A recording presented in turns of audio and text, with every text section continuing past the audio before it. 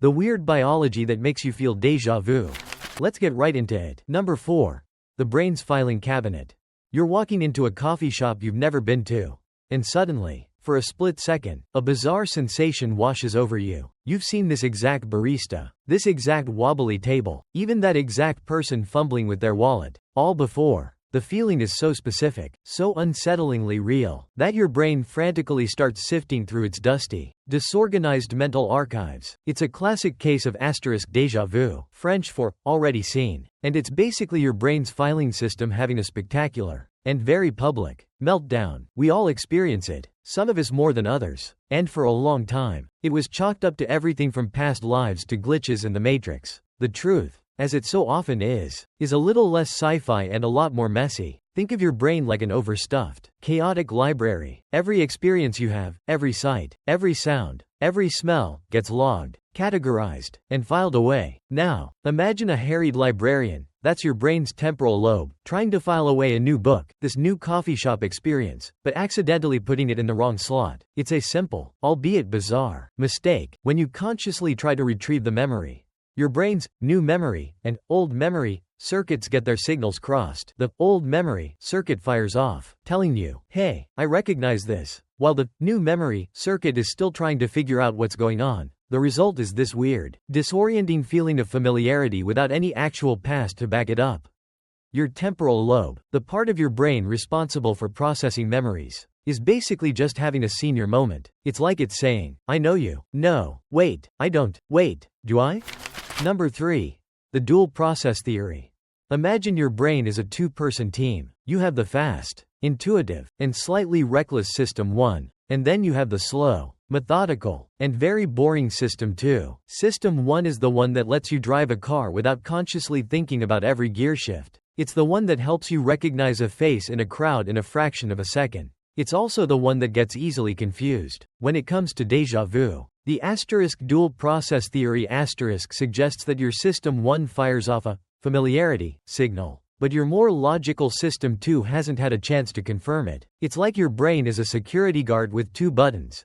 A big red familiarity button and a small green context check button. During a déjà vu episode, the security guard smashes the red button, but the green button is still blinking, waiting for the all clear. This is often tied to what's known as cryptomnesia, a fancy term for when a forgotten memory returns as if it's a new idea or experience. Maybe you once saw a picture of a similar coffee shop in a magazine, but you've long since forgotten it. Your brain, in its infinite genius, doesn't remember the source, but it remembers the feeling. So when you walk into the new coffee shop, System 1 shouts, I know this place, while System 2, the boring logical part, is like, no you don't. We've never been here. The disconnect between these two systems creates a sense of profound psychological confusion. It's a fascinating look at the internal dialogue happening in our minds, a silent, yet very loud, argument between instinct and logic. And for a few seconds, instinct wins.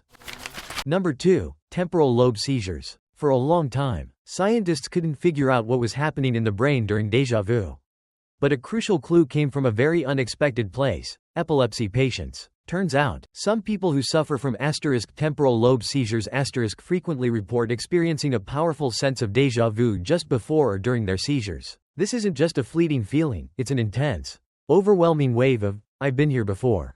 This link was a massive breakthrough, as it allowed researchers to study the phenomenon in a controlled environment. The temporal lobe, as we discussed, is the part of the brain responsible for memory, and when it misfires, it can produce some truly bizarre results. Think of your temporal lobe like an electrical grid. Normally, the electrical impulses flow smoothly, creating and retrieving memories without a hitch. But during a seizure, or even a smaller, subclinical electrical misfire, the familiarity circuit essentially gets short-circuited. It sends a powerful, uncontrolled signal that screams familiar to the rest of your brain, even though there's no actual memory to support it. This is why déjà vu can sometimes feel so intense and unsettling. It's not just a momentary confusion, it's an electrical hiccup that tricks your mind into believing something that isn't true. It's a reminder that our perception of reality is entirely dependent on the flawless, and sometimes not so flawless, firing of neurons in our brain. You're not just confused, you're the victim of a brief, neurological feedback loop.